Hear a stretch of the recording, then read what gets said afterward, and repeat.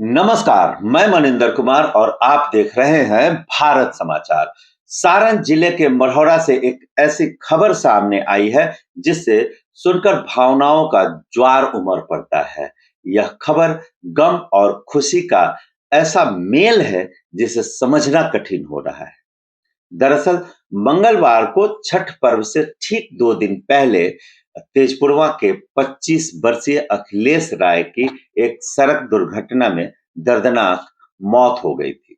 अखिलेश अपनी 1 साल की पुत्री के लिए बिस्कुट लाने घर से बाहर निकले थे और सड़क पार करते समय एक तेज रफ्तार की अनियंत्रित बाइक से उनका टक्कर हो गया था। टक्कर इतनी तेज थी कि अखिलेश को संभलने का मौका भी नहीं मिला और मौके पर ही उनकी मौत हो गई थी। इस हादसे ने उनके परिवार पर गम का पहाड़ तोड़ दिया था और उनकी गर्भवती पत्नी इस दुख को सहन नहीं कर पा रही थी और बार-बार बेहोश हो जा रही थी। इस घटना से पूरा गांव शोक में डूब गया था और छठ की खुशियां मातम में बदल गई थी।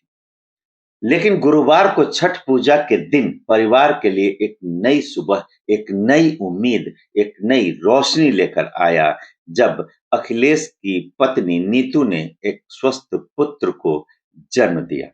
इस बेटे के जन्म इस इस बेटे का जन्म परिवार के लिए जैसे दुखों के बीच आशा की एक नई किरण लेकर आया है। अखिलेश की मां और उसकी पत्नी नीतू और उसकी 1 साल की बेटी के बीच यह बेटा जैसे उनके जख्मों पर मरहम लगाने जैसा है।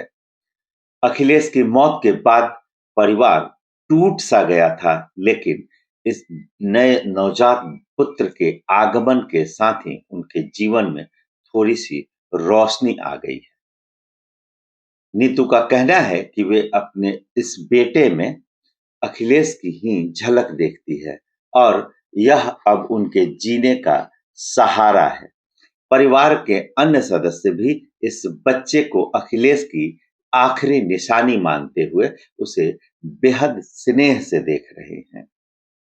गांव वाले भी इसे भगवान का चमत्कार मान रहे हैं कि छठ पर्व के शुभ अवसर पर इस परिवार को एक नई उम्मीद, एक नया सहारा मिल गया है। गांव में यह खबर धीरे-धीरे फैल रही है और पूरे गांव में दुख और खुशी का एक अद्भुत मिश्रण है।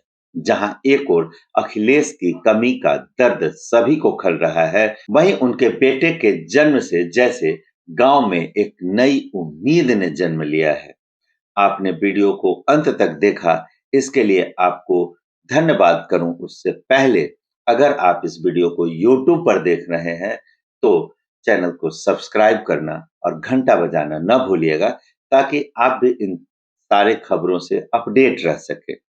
और अगर इस खबर को फेसबुक या इंस्टाग्राम पर देख रहे हैं तो पेज को लाइक कर दीजिए, फॉलो कीजिएगा। खबर को अन्य लोगों तक पहुंचाने के लिए शेयर भी कर दीजिएगा और आपको यह खबर कैसी लगी कमेंट करके मुझे जरूर बताइएगा। बहुत बहुत धन्यवाद। आपका दिन शुभ हो।